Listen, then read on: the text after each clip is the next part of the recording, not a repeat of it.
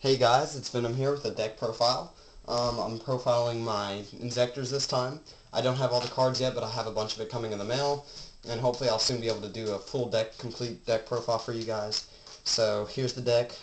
It's obviously is just kind of new. I haven't been testing it all too much, so it's still kind of in the drawing the basic outlines out still. Um, and most of the cards in it that I don't have that are like really expensive, such as the tour guides, most of them are about to be reprinted or they are going to be going down in price soon, so I'll be able to make this deck easily and run it and have it completed in time to run for regionals this summer. So I will take it to at least 2 or 3 regionals and give you guys reports on all that. I've only been to 1 regional so far, so it'll be a great experience for me this summer because I'm going to 2 or more regionals for sure this summer. And I'm excited to go to them, and I might even bring you guys content and deck profiles from the top 16s and all that stuff. So there's going to be a lot coming, especially this summer. Over the school year, guys, I'm not going to be able to post as often as I normally should. During the summer, there should be a video up like every other day if I try to stick with my with a routine that I'll try to keep up. But there will definitely be videos. During the school year, there'll only be 1 to 2 videos every 1 or 2 weeks, so it's going to be kind of slow during the school year. But when I'm off for breaks and stuff like that and have more free times on my hand, I will do more videos. So let's go ahead and get into the deck. You got 1 Dark Armed Dragon. Inzektors are all dark. Very easy to control your graveyard with Inzektors. So why not run the dark boss monster that requires darks in grave? I mean, he's really powerful in this deck, and he's really fun to use. And he's probably my all-time favorite card in Yu-Gi-Oh! Because I love him, and his artwork is amazing. I run 2 Gigamantis. I got these 2 coming in the mail soon, so the 2 Gigamantis are basically, I don't know why, like, I do understand the 1 Gigamantis and 1 Gigaweevil, so you can do the OTK loop thing. I don't like that OTK loop, so therefore I'm going to side out one of the, or 1 Gigaweevil for when I really need that OTK slash 5 card destruction thing, but most people nowadays don't really play based on their field a whole lot. They keep cards in hand until they absolutely need them. So therefore they're only going to have like 2 or 3 cards on the field at a time most of the time.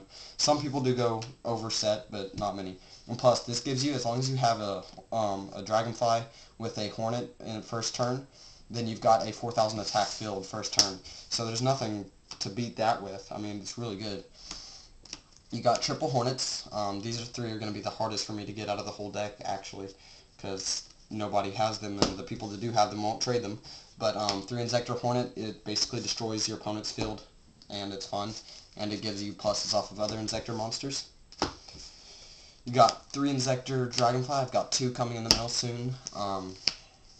This card is amazing. It's if anything gets hit on the ban list this March, which is coming out tonight, I believe. It should have come out sometime today or something like that.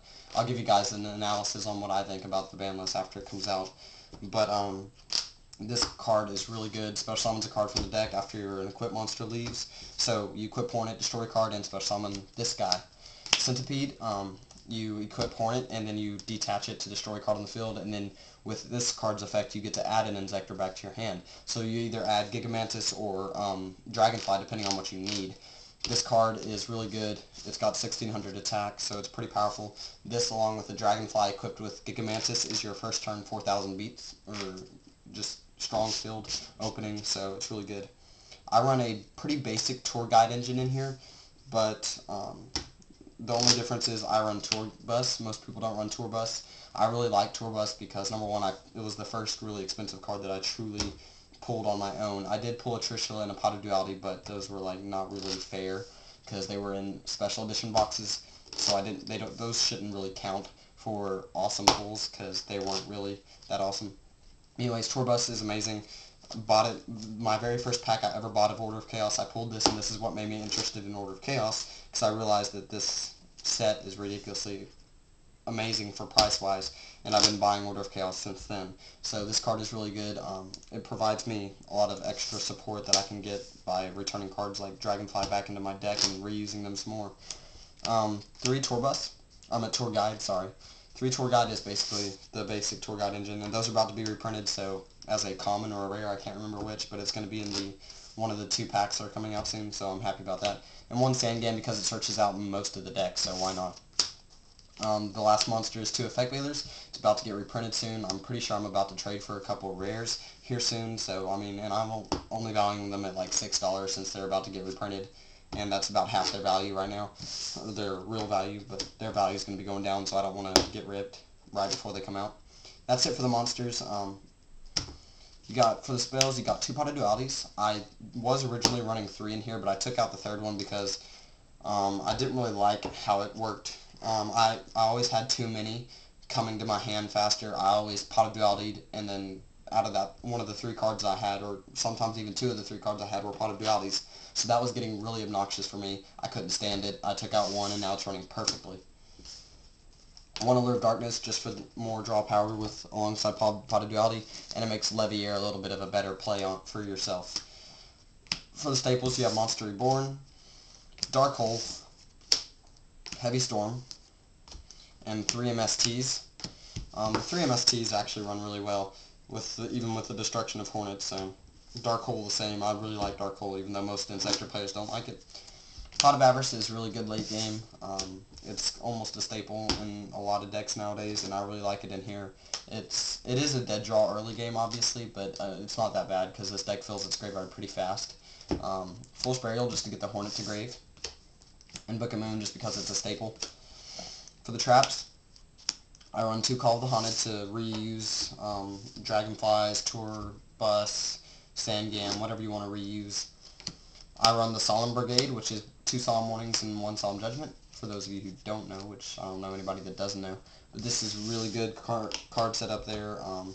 The 2 Solemn Warnings can stop Future Fusion. It can stop any cards that special summon themselves, and basically you only have to pay 2,000, which isn't bad, and even in this deck, paying life points is never a bad idea.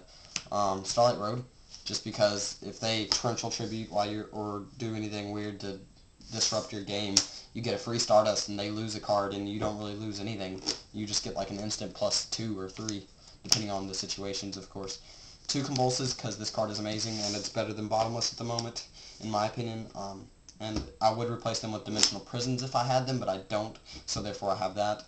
And 1 Torrential Tribute for the mass destruction when they go crazy.